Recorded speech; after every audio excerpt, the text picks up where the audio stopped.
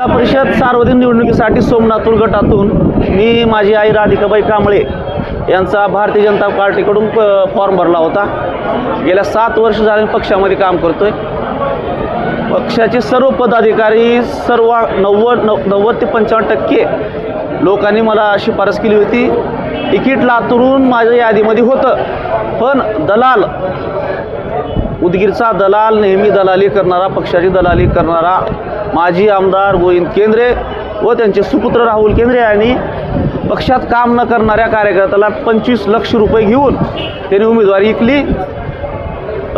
लातूरचे बी फॉर्म घेऊन जे आले होते पक्षाचे माणसं त्यांच्यासोबत धिंगाणा केला की ह्याला तिकीट द्यायचं नाही, कालवा केला, दडपणशाही केली आणि तो आर्थिक व्यवहार करून तो तिकीट दिले।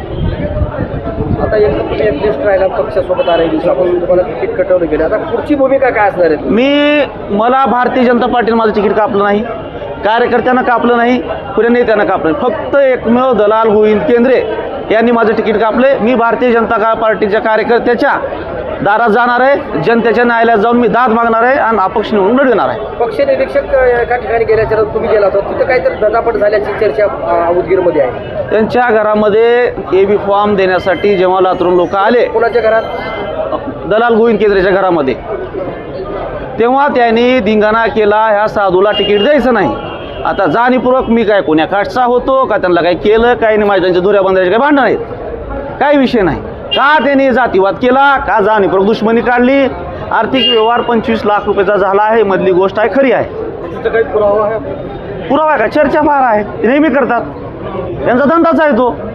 आता एकतर तुमचं तिकीट कटवल्याचं तुम्ही सांगताय, बंडखोरी करणार आहात का? नाही, मी भारतीय जनता पार्टीच्या विरोधात जाणार नाही। मी भारतीय पार्टीच्या कार्यकर्त्याच्या न्यायालयात जाऊन मला न्याय मागणार आणि मला विश्वास आहे नक्कीच भारतीय जनता पार्टी सामान्य कार्यकर्ते जनता मला न्याय अपक्ष निवडून लढवणार। जर पक्षासाठी तुम्ही परत घेणार? अजिबात नाही, कारण मी गेल्या 7 वर्ष झालं पक्षासाठी झटलोय, माझी राख रांगोळी गेली झाल्या, त्यासाठी मी वापस घेणार नाही।